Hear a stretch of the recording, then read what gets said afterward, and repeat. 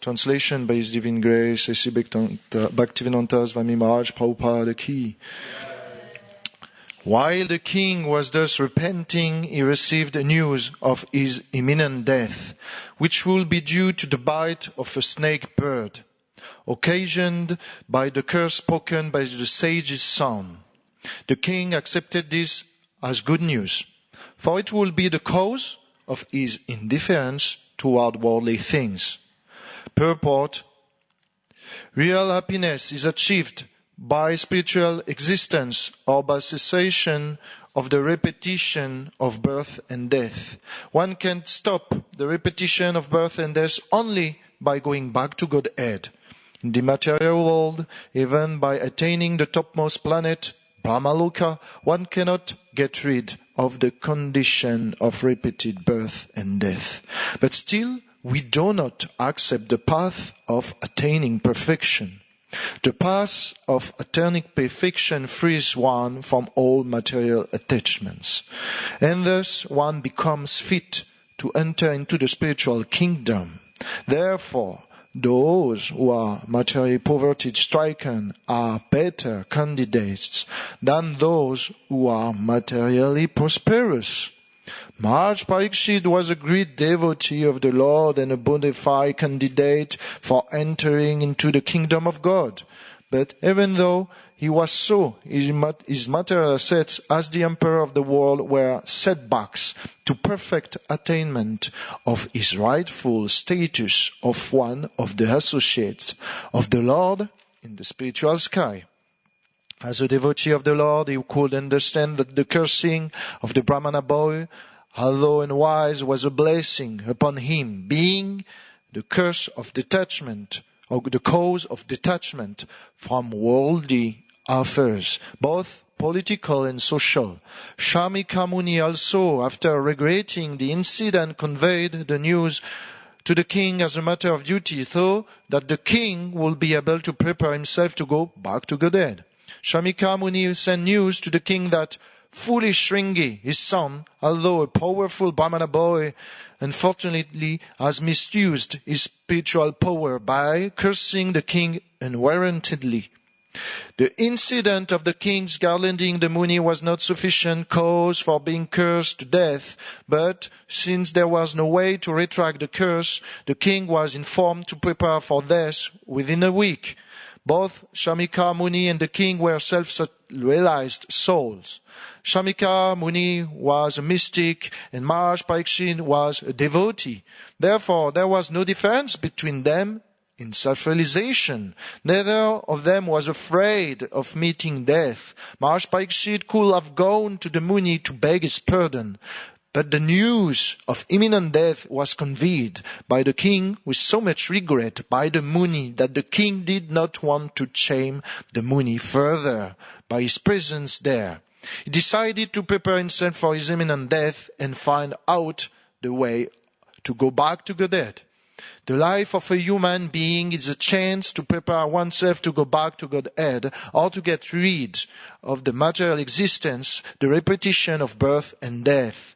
This, in the system of Varnashram Dharma, every man and woman is trained for this purpose. In other words, the system of Varnashram Dharma is known as also Sanatana Dharma, or the eternal occupation. The system of Varnashram Dharma prepares a man for going back to Godhead, and thus a householder is ordered to go to the forest of Vanaprastha to acquire complete knowledge, and then to take sannyas prior to his inevitable death. Parikshit Maharaj was fortunate to get a 7-day notice to meet his inevitable death. But for the common man, there is no definitive notice, although death is inevitable for all. Foolish men forget this sure fact of death and neglect the duty of preparing themselves for going back to Godhead. They spoil their lives in animal propensities to eat, drink, be merry and enjoy. Such an irresponsible life is adopted by the people in the age of Kali because of a sinful desire to condemn Brahmanical culture. God consciousness and co-protection, for which the state is responsible. The state must employ revenue to advance their 3 items and thus educate the populace to prepare for death. The state which does so is the real welfare state. The state of India should better follow the examples of Maharaj Parikshit, the ideal executive head, than to imitate other materialistic states which have no idea of the kingdom of Godhead, the ultimate goal of human life. Deterioration of the ideals of Indian civilization has brought about the determination of civic life, not only in India but also abroad. Om Mogyanti Milandasya Ganangala Shalakaya Shakshulimitam Yana Tasme Shri Gurave Namaha Shri Chaitanya Manobhistam Stapitam Yena Bhutare Svayam Rupam Kadamayam Datatas Vibadam Tikam Vandeyam Shri Guru Shri Utapada Kamalam Shri Guru Vaishnavam Shah Shri Rupam Sagrajatan Sagana Raghunathan Vitam Tam Sajivam Sadvaitam Savadutam Parijana Saitam Krishna Chaitanya Devam Shilada Krishna Padan Sagana Lalita Shri Vishakam Vitam Cha He Krishna Karuna Sindho Dinabandhu Jagatpate Gopesha Gopeka Kanta Radha Kanta Namostute Tapta Kanchana Gorangi Radhe Vrindavaneshvari Vishabhanu Sute Devi Paranamami Haripriye Vansha Karpatarubhyasha Kripa Sindhubhya Evacha Patitanam Pavanebhyo Vaishnavebhyo Namo Namah Shri Krishna Chaitanya Prabhu Nityananda Shri Advaita Gadadara Shri Vasadi Gaura Bhakta Vrinda Hare Krishna Krishna Krishna Hare Hare Hare Rama Rama Rama Hare Hare. So, Vishwanath Chakravarti Thakur, he describes the purport, this verse as follows in his purport. He says that the messenger sent to Parikshit Maharaj is one of his disciples called Goramukha. And Goramukha, he tell it to the king that he has to die in 7 days because of a curse of the sun. So King Maharaj Parikshit was able to tolerate. Or is it said in the Sanskrit of this verse, it says by the word Viraktir. So Viraktir is one of the 9 Anubhav, and the list is in the Chaitanya Charitamrita, the list is in the Nectar of Devotion, it's also in the books of Bhaktivinoda Thakur, and those are like symptoms, valuable symptoms to notice if someone is advanced in spiritual life. So they go as follows. We can recite them together. So it's Kshantir, Avyarta Kaladvam, Viraktir, Manya Shunyata, Ashabanda, Samutkanta, Namya Gane Sadaruchi, Ashaktistad Vasitistare, Priti Ashaktistad Gunakyane, Pritistad Vasitistare, Iti Adaryor Nubhavasur, Jata Bhavan Kure Jane. So Kshantir is compassion. Kshantir is like that.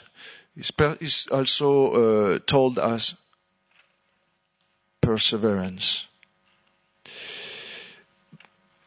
Avyata Kaladvam is using time for devotional service. After that, there is Viraktir. This is the one who is interesting ourselves. Viraktir means complete renunciation, detachment. Here it's described as indifference. After that, there is Manya Shunyata. It means that we are pridelessness. There is pridelessness. So, last time we were differentiating pridelessness from humility. Pridelessness basically means in a good position, I don't feel the happiness that arising from the opulence that I have. But in humility, I feel happiness to be in a lower position. So, after that, there is taste for the holy name. After that, there is attachment to describe the glories of the Lord. After that, there is attachment for the place of pilgrimage of the Lord. So those are the 9 and above us. And here, why I'm saying that, it's because in the Nectar of Devotion, the full translation given by Banu Swami is giving that Parikshit Maharaj also is the complete representation of Viraktir. Because at the moment that he learned that he has to renounce everything, his position of kings, his opulence, his families, his servants, his wives, his friends, his comfort, he has to go and prepare himself. He is taking not that as a curse, but as a mercy. So the total opposite of a common man will take that. So he was in fact indifferent. So we may ask ourselves with that those Anubhavas, is a Mahatma, is a pure devotee, can be rubber stamped if he's presenting those symptoms. Sometimes we hear that it's not possible to rubber stamp a guru because he has to be self-efficient. It's not. It's not that by some council, administrative council, the guru can be acknowledged like this. The Mahatma cannot be trusted like that. But actually, we have to say that if during a certain amount of years, someone is genuinely presenting several symptoms of pure devotional service, that means there is a great chance that he is a Mahatma. So if someone in the life, and temple life, during many years, is genuinely performing devotional service while presenting symptoms like Anubhav, we can genuinely categorize him as a Mahatma. So rubber stamp can be there. It can be also a valuable proof. It's not that we decide from with no symptoms, with no valuable reserve. No, we analyze someone through times. He is able to be genuinely categorized as a good soul. So, man manas tumam parta devim prakritim ashrita'a. Bhajanti ananya manaso gendva bhutadum avyayam. That verse, it says that the Mahatma is taking shelter of the internal energy. He's taking shelter of Krishna's internal potency. How is doing that? He's doing that by ananya manaso. That means his mind is always firmly engaged in the thought of Krishna. It is his protection. It is his shelter. And why is doing that? Because Gnadva Bhutadum Avyayam. He knows that Krishna is the inexhaustible and imperishable source of all creation. He is the origin of all happiness. He is the origin of everything. So no matter what happens in my life, I should therefore consider that from Krishna. So this is the spiritual perspective of a Mahatma. But in the Gita, if we look at the verse just right after, what the verse says is Satatam Kirtayan Tomam Yatanta Shtajiridra Varta'a Namasanta Shtamam Bhaktya Nitya Yukta Upasate. So this verse right after is explaining us what are the characteristics of a Mahatma, how he is able to engage constantly in thought of Krishna in order to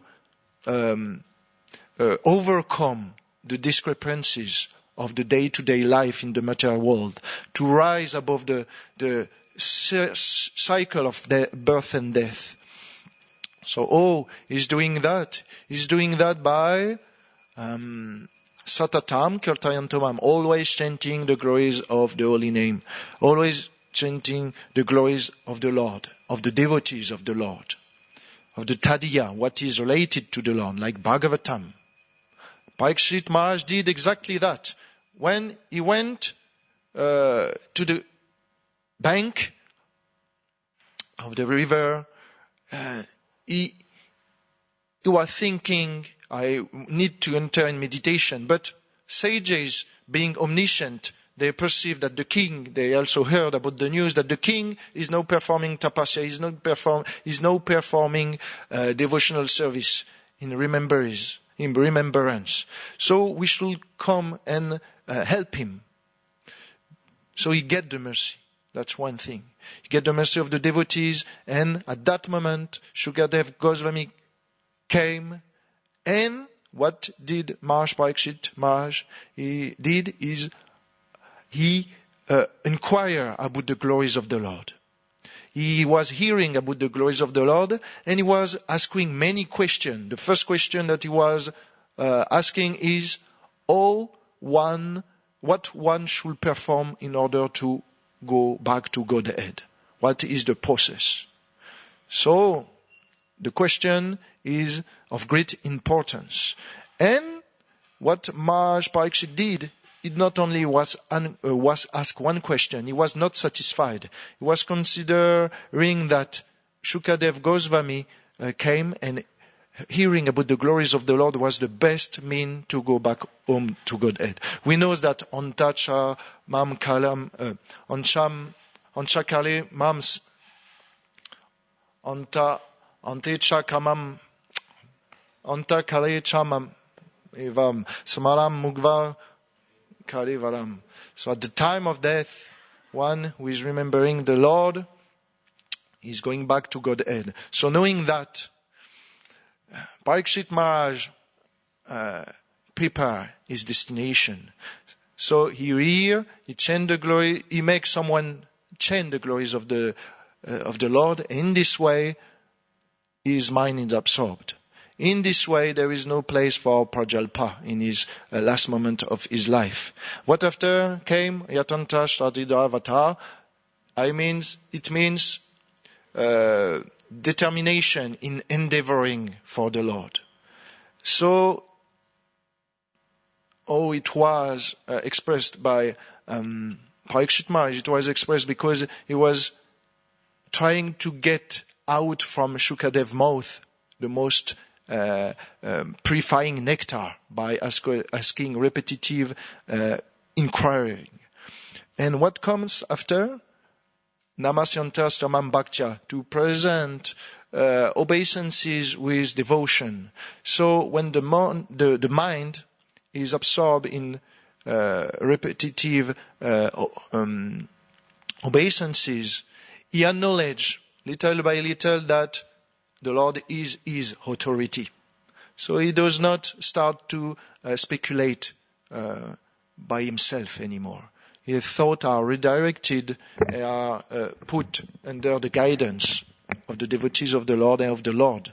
So he does not consider himself the mind, does not make further repetitive thought about me, mine, and I am in the center. because by repetitive obeisances, I place myself into the position of a servant, and that is going little by little into the mind. So those three things, those three ways to perform bhakti are a good way to become a Mahatma, to perform always Ananya Manaso. So, one question that I want to ask is, in this Sanskrit, there is pasaktasya. Pasaktasya is for one who is too attached. So, of course, here Vyakti indifference, but Prabhupada says in the purport that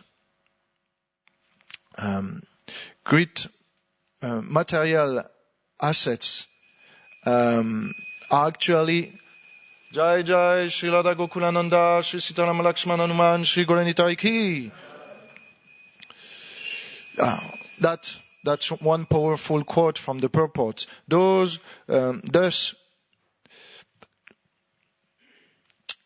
who are materially poverty-stricken are better candidates than those who are materially prosperous.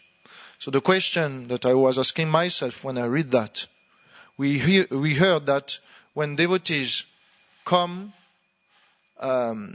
into the world, they may take place into rich families, into aristocratic families. So if it's a disqualification to be rich, to be in opulences, why those after some advancement yogis have to take birth into those families? One time, Tamal Krishna Goswami asked the question by a letter to Prabhupada, and he asked the question, who were you in your past life? Prabhupada replied by letters that, why do you ask me this question? Do you consider myself to be subjected to the laws of karma? I heard one day that an astrologer told me that in my past life I was a sinless scientist, a physician, a sinless physician.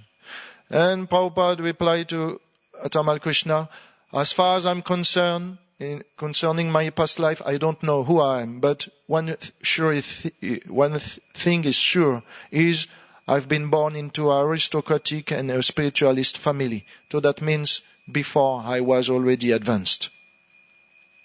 So we have to understand that devotees take birth into aristocratic family, into spiritualist family, because there is one thing which says,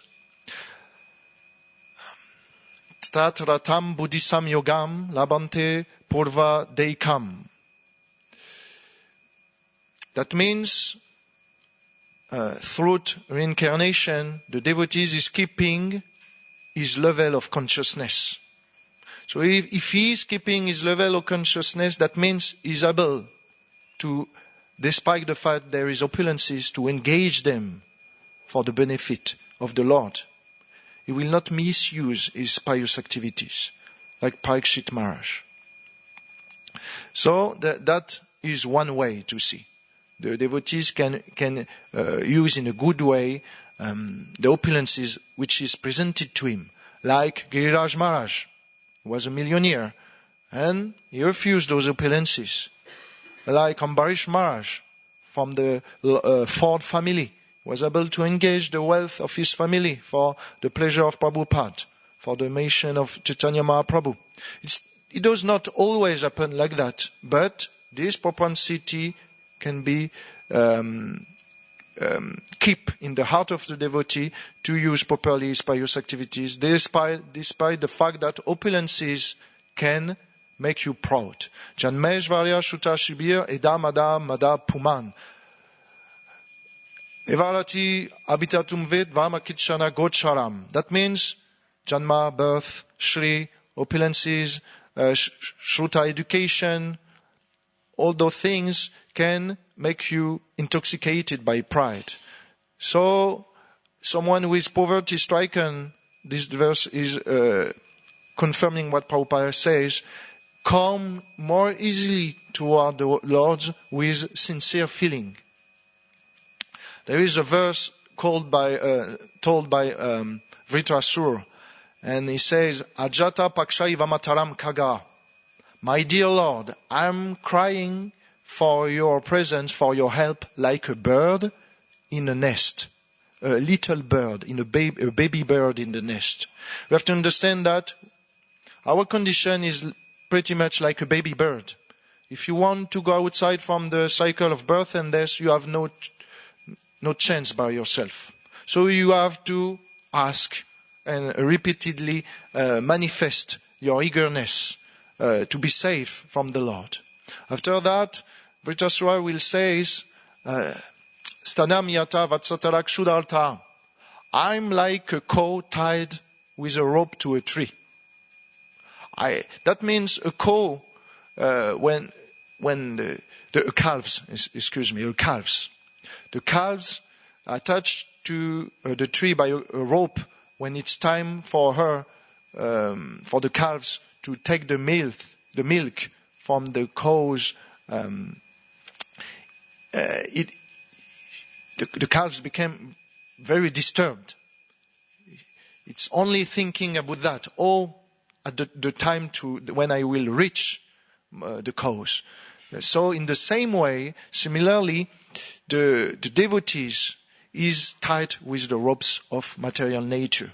But his eagerness to rush toward the Lord is there. As soon as he has the opportunity to be liberated, he rushes toward the Lord.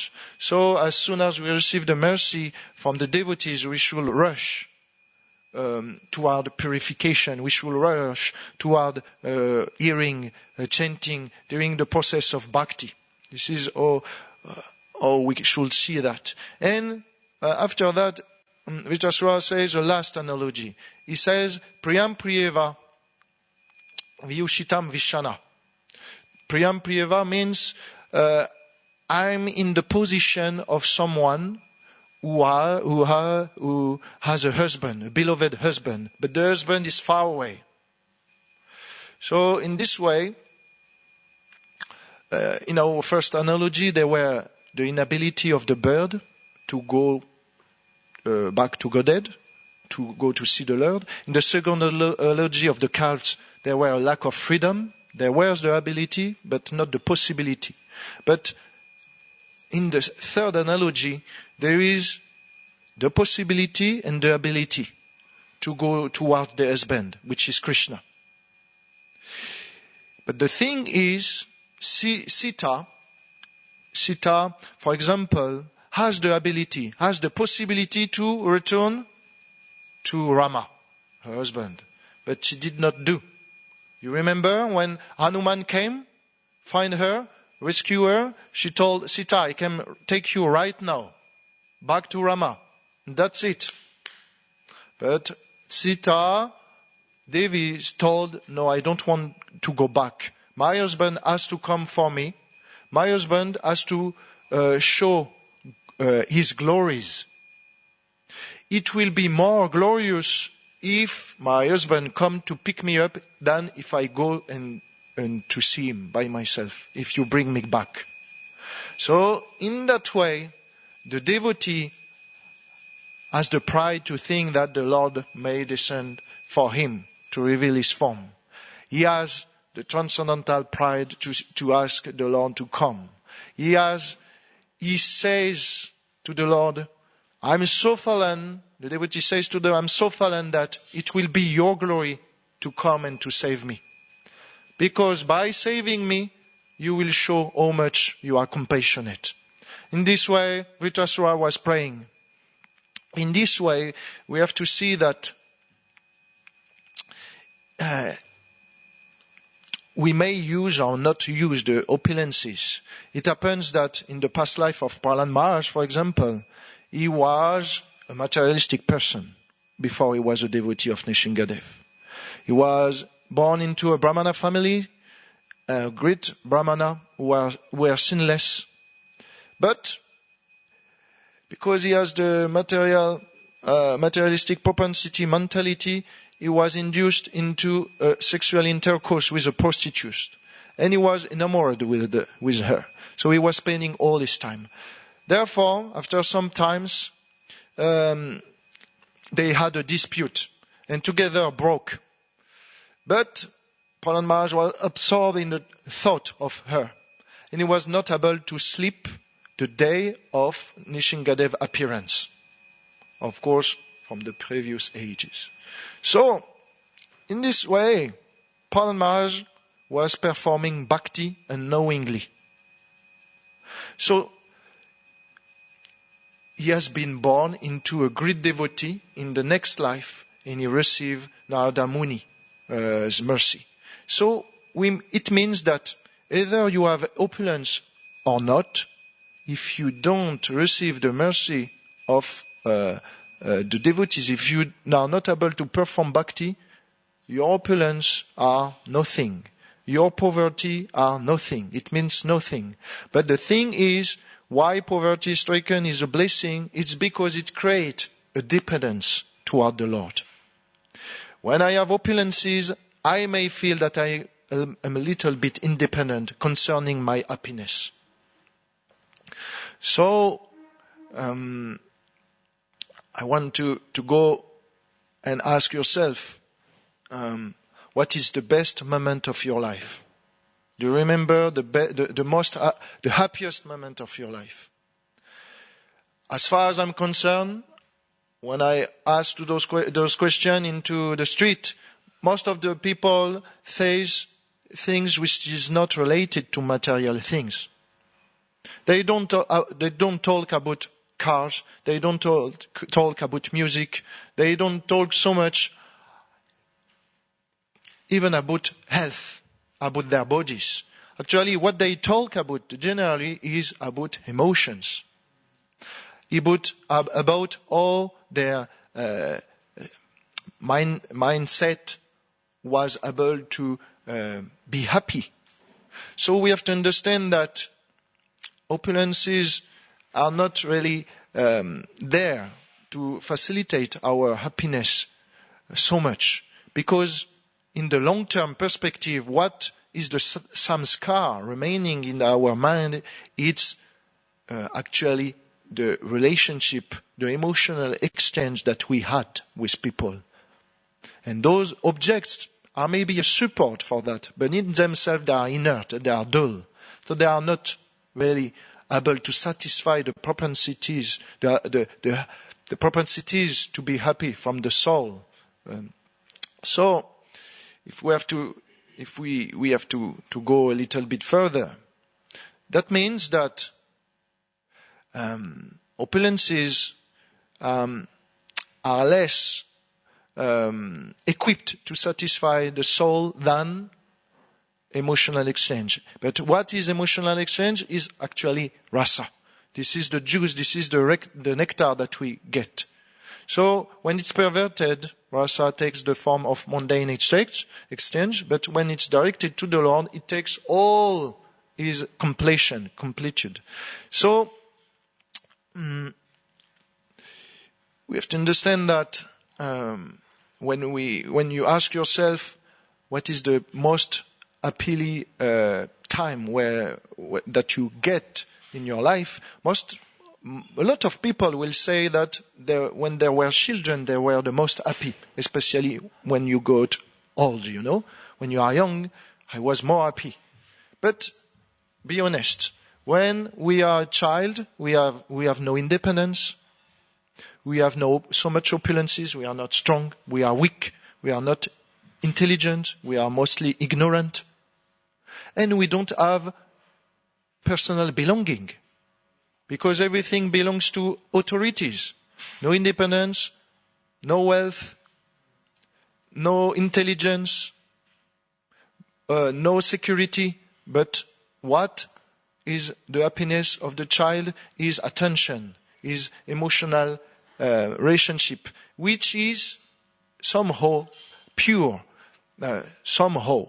Because the motives of the mother, of the parents are less materially constituted than others relationship that we can find in the world. So the motives of our exchange are also bringing quality. So the quality of our relationship will determine mostly our happiness in our material life and also in our spiritual life. So we have to understand that what Parikshit Maharaj will do is Nigalma Kalpataror Galitam Phalam Sukha Mukad Amrita Darava Samyutam Pibata Bhagavatam Rasamarayam Muhu Aro Rasika Bhuvi Bhavuka. What does that mean? That means that the Vedic literatures, the desire tree of the Vedic literatures, they have been given through, they have given us the mature fruit on the form of Srimad Bhagavatam. And from the mouth of Shuka, which is is described like a parrot, the parrot has the propensity to take many fruits into the trees. So his beak is tainted with the fragrance of those fruits. In the same way, when the parrot is picking Krishna Katha, the fragrance, for he has having tasted so many fruits from the Vedic literature, has a special fragrance. So that he will give a special rasa. And what is that rasa? Is Amrita Drava Samyutam. Amrita Drava means semi-liquid. When you give food to a baby, in order that he digests that easily, you turn the food into something liquid. Like this, he doesn't have to chomp. And that Bhagavatam is the same for us. We can digest it really easily because it's liquid. We don't have to masticate. We don't have to speculate. It's just full of Krishna Katha every line. So in this way, Sukha, the mouth of Shukadev Goswami, will impart Krishna Katha, the glories of the Lord, to Parikshit Maharaj, with such an intensity that Arsika Bhuvi Bhavuka, that those who are expert in relishing rasa, they will take most pleasure in that thing. It's not only that, it's Pibata Bhagavatam Alaram. That means that those who like to take pleasure in themselves, those who are already liberated, they will take pleasure in Bhagavatam, in rasa, in glories of Krishna. Why? Because in bhakti, the fruits of liberation is already contained. So naturally, they will appreciate that.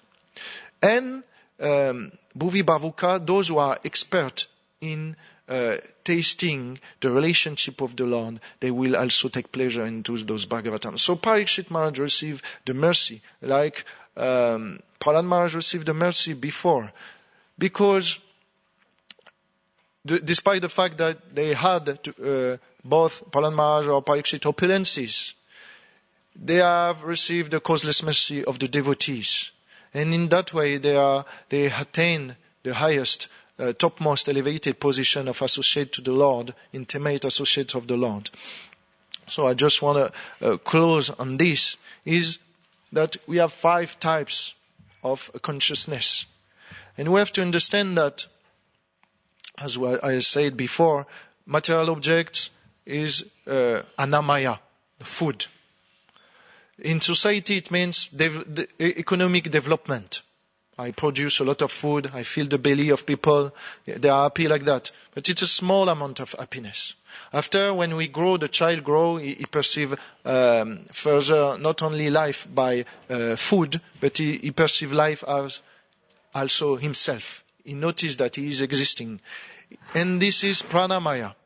That consciousness, that type of happiness is depending upon security. So modern state, they provide the security that we need. And generally, people are happy when they feel secure. So when the baby is feeling that by the embrace of his beloved parents is secured, he's feeling happy. After what? After there is manomaya, the happiness enjoyed by the mind, by the mundane knowledge, by the speculation. So this is provided also by the society, the modern society. But if we have to go further into aspects which are taking completely our nature, ourselves, we have to go into spiritual knowledge, Vijnana Maya. And this happiness is not provided in our society. So people are misled because they think that the first three types of happiness are the happiness of this world. But they don't know that there is higher happiness. So they are looking for pieces of glass when there is actually diamond, especially in the heart. So it's easily accessible for someone who can relate to the devotees. So after Vijnana Maya, spiritual knowledge, there is Ananda Maya, and this is the bliss that we experiment by rasa. That means there is two types of rasa: the rasa that we maintain by sadhana, and the rasa that we maintain by realization. This is the most important rasa because obviously we know ourselves, we know the Lord, His qualities, and we are experimenting the bliss to be in His company. So it's wonderful. So those 5 states of consciousness, they are more and more subtle. And as I said, emotion are giving better happiness to even mundane people than objects. So that means the more we go into higher aspects of our being, the more it's complete and the more it's able to satisfy our souls, our body, etc.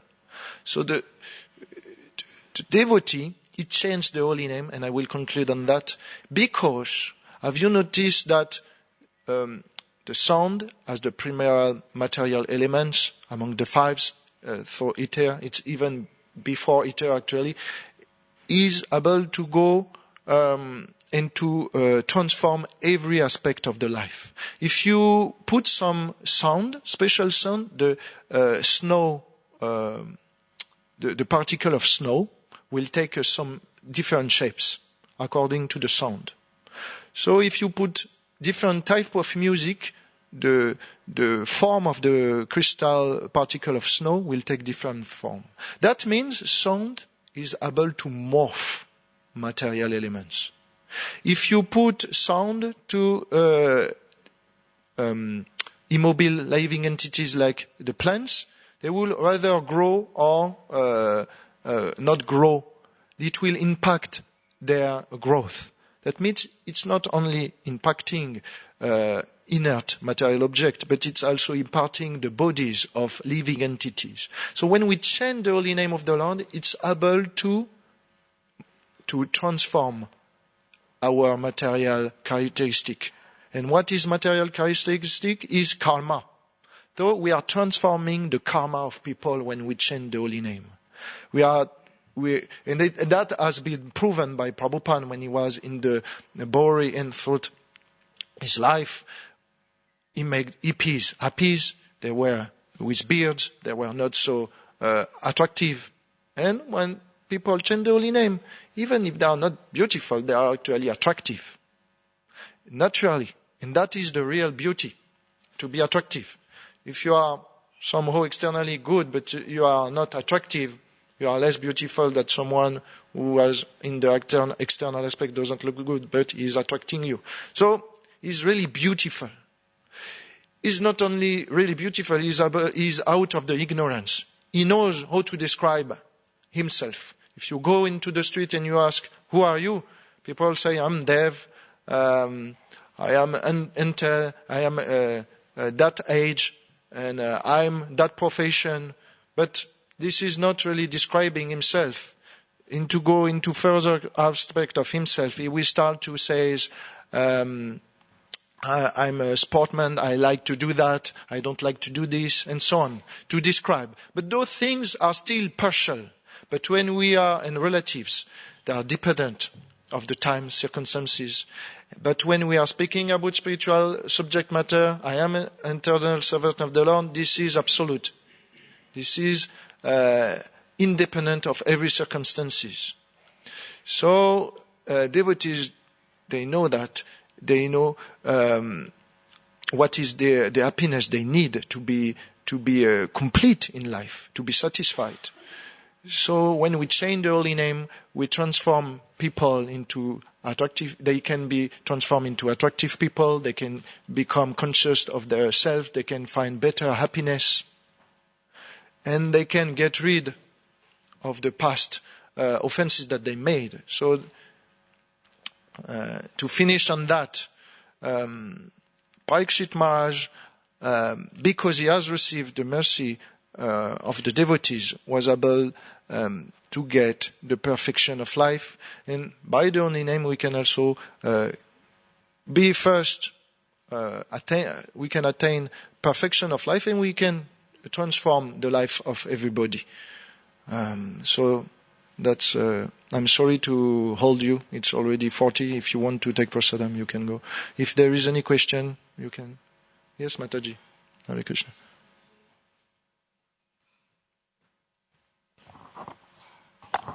Hare Krishna, Prabhuji. Thank you. Very nice class. Just have one question. What is, you were mentioning transcendental pride. Yes. What is transcendental pride, and how can we use that for our spiritual benefit? I think this is like elevated subject matter, like transcendental pride. Sita was sure by her service, by her dedication, to attract the Lord. So she was able to make him more glorious and to stay at her place, because she knew that her devotion was so great that the Lord was forced to come and pick her. That way Vritrasura was speaking. By my devotional service, I'm sure that my Lord, you will come and you will take me to the spiritual world. But somehow, at some point, the devotees needs a little bit of transcendental pride. Because transcendental pride means I have a hope that despite my meek situation, despite I'm lacking of intelligence, despite the fact that I'm dull, despite the fact I committed so many offenses, the Lord can still come and take me personally. So in that way, it can be used as a hope.